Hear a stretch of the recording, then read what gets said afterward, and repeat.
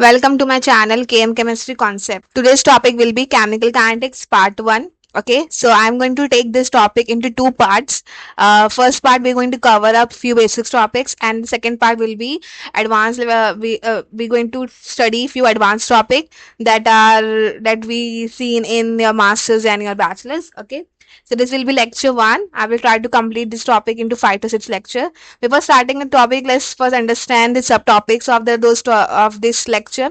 So in this particular part, we're going to study rate of reaction, units of rate of reaction, types of rate of reaction, and then law of mass action, rate expression. The major part of this topic will be order of reaction. It is also important. Okay, either you are 11-12 student, either you are appearing for NEET, JEE, either for bachelor entrance exam, for bachelor studies or master studies, or even for master's entrance exams. Okay, so whatever you are preparing for, order of reaction is very important topic. Okay, so if you are 11-12 students, if you're state students, it's zero and first order are sufficient.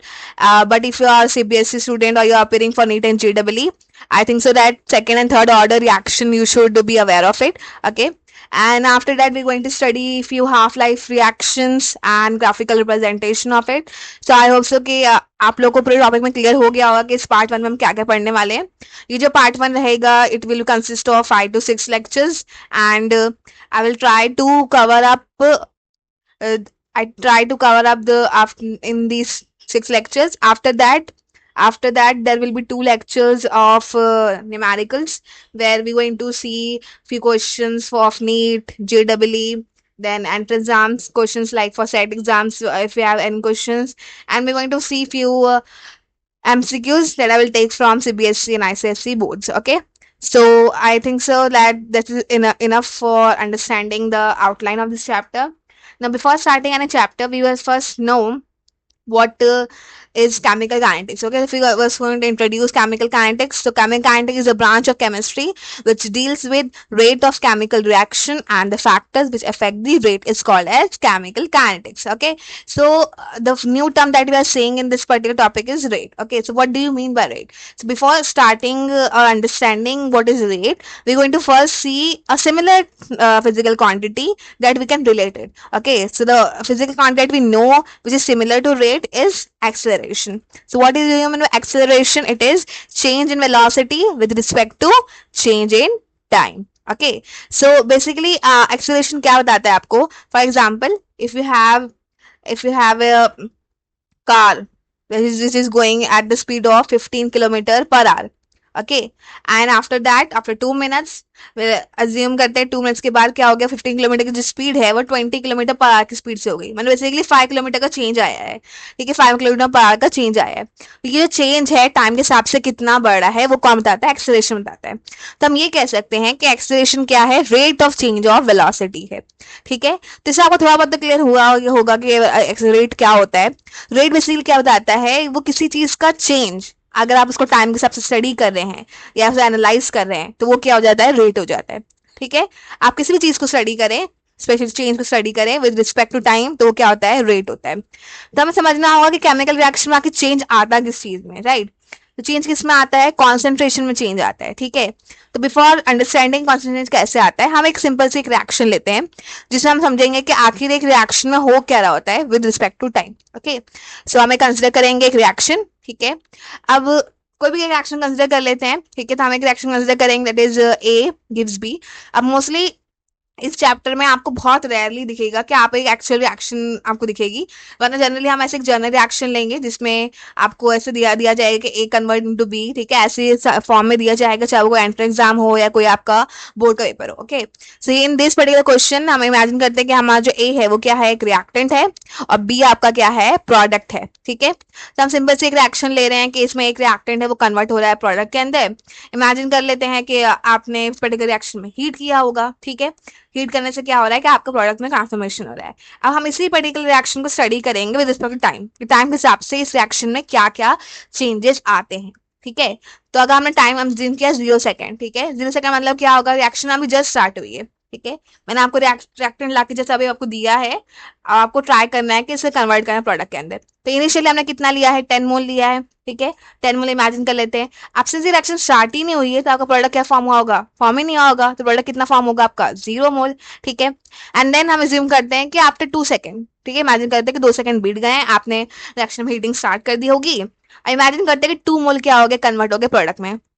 2 mole convert हुआ होगा product में, मतलब क्या होगा, जो 10 - 2 है आपका 8 मोल react में बचेगा, और जो आपका कन्वर्ट हुआ है 2 मोल प्रोडक्ट में, वो क्या हो जाएगा आपका, प्रोडक्ट में बन जाएगा 2 मोल, ठीक है। फिर इमेजिन कर लेते हैं कि आफ्टर 4 सेकेंड, ठीक है, और एक और टाइम लेते हैं आफ्टर 4 सेकेंड, ठीक है। तो क्या होगा, और 2 मोल कन्वर्ट हो गया होगा, मतलब इसका आंसर क्या आ जाएगा, 6 मोल आ जाएगा, और आपका क्या हो जाएगा, प्रोडक्ट कितना फॉर्म हो जाएगा, 4 मोल हो जाएगा, ठीक है। इंक्रीजिंग टाइम, आपका जो रिएक्टेंट का कॉन्सेंट्रेशन है वो क्या हो रहा है, डिक्रीज हो रहा है विद रिस्पेक्ट टू टाइम। और प्रोडक्ट का कॉन्सेंट्रेशन क्या हो रहा है, इंक्रीज हो रहा है विद रिस्पेक्ट टू टाइम, ठीक है। अभी इंक्रीज और डिक्रीज हम बाद में समझेंगे, हम पहले ये समझ लेते हैं कि आपका जो ए और बी है, जो रिएक्टेंट और प्रोडक्ट का जो कॉन्सेंट्रेशन क्या हो रहा है, चेंज आ रहा है। तो केमिकल रिएक्शन में किस चीज में चेंज आता है, there is a change in concentration, okay. Okay, so what do you mean by rate of chemical reaction में डेफिनेशन क्या हो जाएगी, rate of chemical reaction will be, it is rate of change of concentration, okay. हम ये समझ सकते हैं chemical reaction में जो आपका रेट होगा वो क्या हो जाएगा, डिफाइन हो जाएगा, it will be change in concentration of reactant and product with respect to time. Rate of reaction में डिफाइन कर लेते हैं, रेट ऑफ रिएक्शन क्या हो सकता है, it is defined as change in concentration of reactant and product with respect to time, okay. तो हम एक रिएक्शन कंसिडर करेंगे, ठीक है। रिएक्शन क्या होगी, वही पहले वाली रिएक्शन कंसिडर करते हैं, ए गिव्स बी, ओके, ठीक है। वही सिंपल वाला कंसिडर कर रहे हैं। ए आपका क्या हो जाएगा, रिएक्टेंट, एंड बी आपका क्या हो जाएगा, प्रोडक्ट, ओके। अब टाइम को इस पर समझते हैं कि क्या हो सकता है रिएक्शन के अंदर, ठीक है। टाइम आपका 0 सेकेंड लेंगे, 2, then we will consider 4, then we'll consider 8, and then we will consider 10, okay। Assume कर लेते हैं कि 10 सेकेंड में ही रिएक्शन क्या हो रही है, कंप्लीट हो रही है। वैसे 10 सेकेंड क्या हो गया आपका, कंप्लीशन टाइम हो जाएगा, ठीक है। अब जो आपने रिएक्टेंट लिया है वो कॉन्सेंट्रेशन हमने इमेजिन किया क्या था, 10 मोल में जाएंगे, तभी 10 मोल ले लेते हैं, ठीक है। आपका प्रोडक्ट क्या फॉर्म होगा, 0 मोल फॉर्म हुआ होगा। 2 सेकेंड में कितना हो गया होगा, 8 मोल, प्रोडक्ट कितना हो गया होगा, 2 mole. Then reactant at time 4 second, imagine कर ले 6 मोल हुआ होगा, देन प्रोडक्ट कितना हो जाएगा आपका 4 मोल। देन 8 सेकेंड पे कितना हो जाएगा, हम 2 डिक्रीज कर जा रहे हैं, it will 4 mole, and product कितना हो जाएगा हमारा 6 मोल, राइट। अज्यूम करते हैं 10 सेकेंड रीच हुआ होगा, ओके। 10 सेकेंड जब रीच हुआ होगा, अब कंप्लीशन टाइम का मतलब क्या होता है, हमें पहले ये समझिए कि अगर हमने बोला है कि आपका कंप्लीशन टाइम है, ये रिएक्शन कंप्लीट होने वाली है, तो रिएक्शन कंप्लीट कब होती है, तो रिएक्शन कंप्लीट कब होती है, जब आपका प्रोडक्ट का फॉर्मेशन क्या हो जाए, पूरा हो जाए, ठीक है। तो हम यही बोल सकते हैं reaction is completed when the, हाँ, लाइक अगर आपने कितना डिजाइड किया है प्रोडक्ट, उतना क्या हो गया होगा, प्रोडक्ट का फॉर्मेशन हो गया होगा, ठीक है। अगर आपकी रिएक्शन डिमांड करती है कि आपका प्रोडक्ट 100% का ट्रांसफॉर्मेशन कर रहा है, तो आपका प्रोडक्ट फॉर्मेशन क्या होगा, 100% हो गया होगा। तो हम इमेजिन करते हैं कि हमारे पास अगर 10 मोल था रिएक्टेंट का इनिशियली, तो आपका प्रोडक्ट कब कंप्लीट का, रिएक्शन कब कंप्लीट होगी, जब अपन जितना भी रिएक्टेंट लिया था उतना क्या हो गया, कन्वर्ट हो गया होगा, तो आपका प्रोडक्ट कितना फॉर्म हो जाएगा आपका, फिर 10 मोल प्रोडक्ट फॉर्म होगा। क्यों, रीजन क्या है, आपका जो रिएक्टेंट है वो 10 मोल प्रेजेंट है, राइट। तो अगर सिंस पूरा का पूरा रिएक्टेंट कन्वर्ट हो गया प्रोडक्ट में, तो आपका रिएक्टेंट कितना बचेगा, रिएक्टेंट विल बी 0 मोल, ठीक है। बहुत बार ऐसी रिएक्शन होती है कि आपको 100% ट्रांसफॉर्मेशन नहीं मिलता है, ठीक है, ओके। तो अगर हम लोग ये समझें कि इस पर्टिकुलर रिएक्शन में हमने क्या देखा है कि आपका जैसे आप टाइम कर रहे हैं, इंक्रीज कर रहे हैं, आपका रिएक्टर कॉन्सेंट्रेशन क्या डिक्रीज हो रहा है, और प्रोडक्ट कॉन्सेंट्रेशन क्या हो रहा है, इंक्रीज हो रहा है विद रिस्पेक्ट टू टाइम। एक सारे टाइम पे जाके क्या हो जाएगा, आपका रिएक्टेंट क्या हो जाएगा, 0 हो जाएगा, और प्रोडक्ट क्या हो जाएगा आपका पूरा का पूरा कन्वर्ट हो जाएगा, आपका जो रिएक्टेंट है पूरा कन्वर्ट हो जाएगा प्रोडक्ट के अंदर। इसे हम लोग कहेंगे 100% ट्रांसफॉर्मेशन। बट हर बार ऐसा होगा क्या, नहीं होगा, ठीक है। इस वजह से क्या होता है, आपको बहुत सारे रिएक्शन में क्या मिलता है, 75% प्रोडक्ट मिलता है, कहीं में आपको क्या मिलता है, 80% प्रोडक्ट मिलता है, राइट। तो 100% ट्रांसलेशन बहुत रेयरली होता है, ठीक है। और जनरली तो हम लोग इमेजिन करते हैं कि हम लोग नहीं होता है, रीजन क्या है, रिएक्शन कभी भी 100% कंप्लीट नहीं होती है, ठीक है। तो कॉन्सेंट्रेशन के बारे में हम क्या समझ सकते हैं, सो अकॉर्डिंगली हम लोग कॉन्सेंट्रेशन के बारे में क्या कह सकते हैं, दैट कॉन्सेंट्रेशन फॉर रिएक्टेंट, ठीक है, टाइम के हिसाब से रिएक्टेंट कॉन्सेंट्रेशन क्या हो जाता है, डिक्रीज हो रहा है, and with respect to product the concentration is increasing with respect to time, okay। so इतना हमें क्लियर हो गया है कि concentration of reactant डिक्रीज हो रहा है, प्रोडक्ट concentration क्या हो रहा है, इंक्रीज हो रहा है। अब हम ट्राई करेंगे कि इसी कॉन्सेंट रिएक्टेंट और प्रोडक्ट की हम लोग वैल्यूज निकालने की कोशिश करेंगे, ठीक है। Rate of reaction with respect to reactant and with respect to product क्या हो सकता है। ठीक है, हमें ये समझ रिएक्शन का फॉर्मूला क्या हो सकता है, तो वही होगा जो हमने डेफिनेशन में देखा है। Rate of reaction will be change in concentration of reactant और प्रोडक्ट, ठीक है, with respect to time. Okay, ये हमारा क्या हो जाएगा, रेट ऑफ रिएक्शन का एक फॉर्मूला हो जाएगा। ठीक है, अब इसी फॉर्मूले के अंदर हमें वैल्यूज पुट करनी है और ट्राई करना है कि रिएक्टेंट और प्रोडक्ट का कॉन्स्टिट्यूशन निकालना है। ठीक है, सो अगर ए और बी की बात करें, हमने वही रिएक्शन स्टार्टिंग में लिए, तो आपका टाइम कितना हो जाएगा 0 सेकेंड। ठीक है, इनिशियल हम 10 मोल लिया था, बी आपका 0 मोल होगा। फिर टाइम 2 सेकेंड के बाद हमने क्या देखा था कि 8 मोल हो गया था आपका रिएक्टेंट, और आपका बी क्या हो गया था, 2 मोल हो गया था, राइट। ओके, तो हम इसे T1 और टाइम को हम लोग T1 और T2 कंसिडर कर लेंगे, और हमारा जो कॉन्सेंट्रेशन है उसको हम लोग क्या कर लेंगे, C1 और C2 कंसिडर कर लेंगे। ठीक है, तो बोध मतलब इनिशियल कॉन्सेंट्रेशन और फाइनल कॉन्सेंट्रेशन रहेगा। ठीक है, शायद आप इसको ऐसे भी कर सकते हैं कि आप अपने A1 और A2 लिख दें, जस्ट के आपको कंफ्यूजन ना हो कि आपने कौन सा लिया था पहले। ठीक है, A1। ठीक है, अब हम लोग ट्राई करेंगे, सबसे पहले हम रिएक्टेंट का और रेट निकालेंगे। ठीक है, जाएगा rate of reaction with respect to time हो जाएगा T2 माइनस T1, और न्यूमरेटर में क्या हो जाएगा, A2 माइनस A1। तो वैल्यू क्या है A2 की, it is 8 mole, and A1 की वैल्यू क्या है 10 मोल।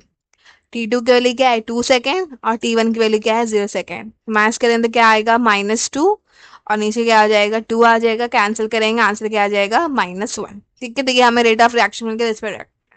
हम लोग को यही निकालना है in terms of product. So rate of reaction with respect to product वो क्या हो जाएगा, it will be final concentration of product minus initial concentration divide by final time minus initial time. तो हो जाएगा B2 minus B1 upon T2 minus T1। सो B2 की value क्या थी, 2 मोल थी, एंड B1 की वैल्यू क्या थी, 0 मोल थी, एंड सेम टाइम का 2 माइनस 0, आंसर क्या आ जाएगा 2/2, आंसर की क्या आ रही है 1 आ रही है। ठीक है, तो आप देख रहे हैं कि वैल्यू ऑलमोस्ट वैल्यू सेम है, बस फर्क इसमें है साइन में फर्क है, राइट। तो हमें एक और एक चीज समझनी है इस पर्टिकुलर कॉन्सेप्ट के अंदर कि rate of reaction is always positive. आप रेट ऑफ रिएक्शन को कभी नेगेटिव नहीं लिख सकते हैं। तो अगर हमें ये चीज सही करेक्ट है तो हमें हमें क्या करना जस्टिफाई। उसका रीजन क्या है, आपका जो कॉन्सेंट्रेशन होता है वो कभी भी क्या होता है, नेगेटिव नहीं होता है। आप चेंज को आप वो नहीं बोलेंगे नेगेटिव है, जैसे कि यहाँ पे B1 और B2 में 2 का फर्क है, A1 और A2 में 2 का फर्क है, टाइम में भी 2 का फर्क है। ठीक है, तो हम rate of reaction in terms of reactant कैसे लिखेंगे, it will be rate of reaction in terms of reactant will be equals to minus, हम साइड में माइनस डाल देंगे, रीजन क्या हमारी वैल्यू ऑलरेडी नेगेटिव आ रही है। ठीक है, दूसरे क्या हो जाएगा पॉजिटिव हो जाएगी। अब चेंज मतलब क्या हो जाएगा, डेल हो जाएगा, del A by del T। ठीक है, इस हम लोग क्या बोल सकते हैं कि आपका, ठीक है, कि आपका रिएक्शन क्या है, डिक्रीज हो रहा है। अगर हमें प्रोडक्ट का लिखना है तो क्या लिखेंगे हम लोग, आपका जो प्रोडक्ट है वो क्या ऑलरेडी पॉजिटिव साइन डालने की जरूरत नहीं, del A by del B by del T। ठीक है, ये हमारा क्या हो जाएगा, फॉर्मूला हो जाएगा for reactant and for product. So आप लोग क्लियर हुआ होगा कि कैसे फॉर्मूला हो सकता है, कैसे लिख सकते हैं। अब हम इसी फॉर्मूले को थोड़ा सा और देखते हैं डिटेल में कि हम लोग और किस तरह से लिखा जा सकता है। ठीक है,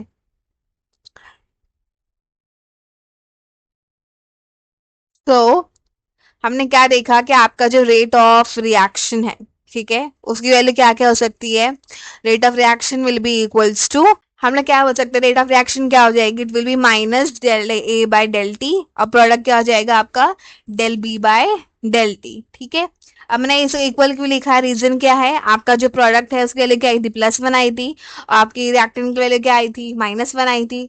अगर सिंस हमने फॉर्मूला माइनस डाला तो वैल्यू क्या हो जाएगी, सेम हो जाएगी। तो हम क्या बोल सकते हैं, therefore rate of reactant will always be equal to rate of product. ठीक है, ये आपका क्या हो जाएगा, कंक्लूजन हो जाएगा कि रेट ऑफ प्रोडक्ट और रेट ऑफ रिएक्शन क्या होता है, प्रोडक्ट और रिएक्टेंट क्या होता है, हमेशा सेम आता है। ठीक है, ये एक आपका इंपॉर्टेंट कंक्लूजन है। ठीक है, अब हमका डेल्टा हमने लिखा है, जब हमने ट्रायंगल फॉर्म किया डेल्टा, ये क्या होता है, चेंज बताता है। अभी कौन सा चेंज बताता है, जो लार्जर चेंज है, राइट। चेंज क्या हो सकता है, स्मॉल भी हो सकता है। तो उसके लिए हम लोग क्या यूज करते हैं, वी यूज डेबा। ठीक है, वी यूज डेबा। ठीक है, इसे रिप्रेजेंट करते हैं। तो हम लोग इसके हिसाब से कैसे कहेंगे, रेट ऑफ रिएक्शन क्या हो जाएगा, माइनस डेबा A बाई डी टी, और प्रोडक्ट के लिए क्या हो जाएगा, minus plus DB by D t. ठीक है, हमने ब्रैकेट को ड्रॉ किया है बिकॉज ब्रैकेट क्या बताता है, आपका कॉन्सेंट्रेशन बताता है। तो यहाँ से आपको तीन जो है ना इंपॉर्टेंट कंक्लूजन मिले। पहला क्या है, आपका रेट ऑफ रिएक्शन क्या होता है, हमेशा पॉजिटिव होता है। ठीक है। दूसरा क्या है आपका रेट ऑफ रिएक्टेंट और रेट ऑफ प्रोडक्ट क्या होता है, हमेशा इक्वल होते हैं। और तीसरा क्या है कि आप रेट ऑफ रिएक्शन को इस फॉर्म में भी लिख सकते हैं, ठीक है, minus D A by D T और plus d B by D t, ठीक है। तो ये हमारे 3 कंक्लूजन हो गए। अब हमने रेट देख लिया, रेट का फॉर्मूला देख लिया, ठीक है।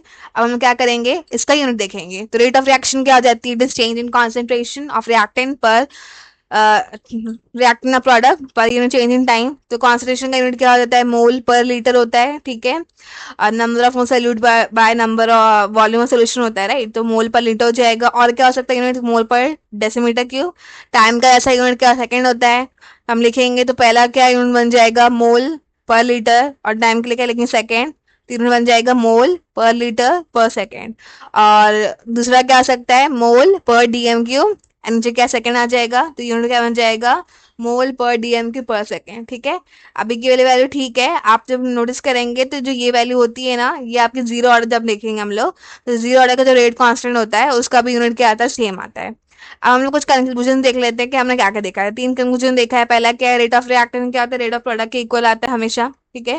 तो वाली क्या आएगी, सेम आएगी। रेट हमेशा पॉजिटिव होता है, ठीक है। इस वजह से हमने रेट ऑफ रिएक्टेंट में क्या डाला, नेगेटिव साइन डाला था, ताकि उसकी वैल्यू क्या आ जाए, पॉजिटिव हो जाए। और रेट ऑफ रिएक्शन आप कैसे दे सकते हैं, minus D A by D T और D B by D T. तो माइनस डी ए लिखा है मतलब ये क्या हो जाएगा, आपका रिएक्टेंट हो जाएगा। और प्लस लिखा है मतलब वो क्या हो जाएगा, आपका प्रोडक्ट हो जाएगा, ठीक है। तो हमने ये देख लिया है। ओके, सो अब हम लोग क्या करेंगे, कुछ क्वेश्चन सॉल्व करेंगे, ठीक है। अगर आपको टॉपिक क्लियर हुआ है तो आपने इस वीडियो को पॉज करिए, यहाँ पे पहले खुद ट्राई करिए सॉल्व करने का, उसके बाद से आप मैं आंसर दिखाऊंगी आपको, तो आपको समझ में आ जाएगा, ठीक है। तो हमारा पहला क्वेश्चन है, rate of chemical reaction define as. तो यहाँ पे 4 ऑप्शन दिए हुए हैं। हमने फॉर्मूला पता है रेट ऑफ केमिकल रिएक्शन का क्या है, it is change in concentration per unit time. Change in mass mention ही नहीं है, चेंज टेम्परेचर भी नहीं होगा, वॉल्यूम। आंसर क्या आ जाएगा, बी आ जाएगा। सेकंड क्वेश्चन देख लेते हैं, for reaction the rate in terms of reactant. Return term react हम देखा था, आंसर क्या आया था, नेगेटिव आ रहा था। हमने पुट किया था ताकि हमारा वैल्यू क्या आ जाए, आपकी क्या आ जाए, पॉजिटिव आ जाए। देखिए हमारी वैल्यू हमेशा नेगेटिव क्यों आएगी, बिकॉज आपका A2 माइनस A1 आपका फाइनल कॉन्सेंट्रेशन है वो हमेशा क्या हो जाएगा, इनिशियल से छोटा रहेगा, ठीक है। बिकॉज वैल्यू क्या हो रही है, डिक्रीज हो रही है, राइट। ओके, अगर आपको इससे इसका आंसर क्या हो जाएगा, बी हो जाएगा। अगर आपको इस क्वेश्चन में रेट ऑफ रिएक्शन पूछा जाता है तो आपका आंसर हमेशा पॉजिटिव लिखेंगे, ठीक है। यहाँ पे स्पेशली मेंशन है rate of react in terms of reactant, इस वजह से आपने इसको क्या लिया है, बी लिया है, ठीक है। अब हम थर्ड क्वेश्चन क्या दिया हुआ है, which of the following represent rate in terms of product. तो प्रोडक्ट के लिए आपको पता है क्या होना चाहिए, हमेशा वाली क्या होती है, पॉजिटिव होती है, ठीक है। तो आप नोटिस करेंगे ए और बी में, सी में, ए बी और डी के अंदर क्या दिया हुआ, नेगेटिव साइन दी हुई, तो आंसर क्या आ जाएगा, सी आ जाएगा, सी वही पॉजिटिव है, ठीक है। तो आंसर क्या आ जाएगा, सी। फोर्थ क्वेश्चन देख लेते हैं। तो फोर्थ क्वेश्चन में क्या मेंशन है, the unit of rate of reaction is. So unit क्या, रेट ऑफ रिएक्शन क्या होती है, फॉर्मूला देखते हैं। रेट ऑफ रिएक्शन क्या होता है, concentration per unit time. Concentration unit क्या होता है, मोल पर लीटर, ठीक है। एंड टाइम का क्या होता है, सेकेंड, ठीक है। तो उसको लिखेंगे तो क्या हो जाएगा, मोल पर लीटर पर सेकेंड। जो ऑप्शन क्या हो रहा है आपका, बी दिख रहा है, ठीक है। जिसका आंसर क्या आएगा, बी। मैंने बहुत इजी लिए हैं, एमसीक्यू ज्यादा हार्ड नहीं है, ठीक है। फिफ्थ देख लेते हैं, the unit of rate depends on. तो किस पे डिपेंड करेगा, जो आपके फॉर्मूले में वैल्यू दी हुई है, that is concentration time. Temperature time और प्रेशर हमने देखा ही नहीं है, ठीक है। तो कॉन्सेंट्रेशन टाइम आएगा, ठीक है। बाकी वैल्यू क्या हो जाएगी, हम लोग क्या करेंगे, देखेंगे नहीं, ठीक है। तो इसका आंसर क्या आ जाएगा, सी। ओके, सो आई सबको क्लियर हुआ होगा, ठीक है। आपके फर्स्ट लेक्चर था रेट ऑफ रिएक्शन क्या होता है, एंड देन यूनिट क्या होते हैं। Okay, thank you for watching.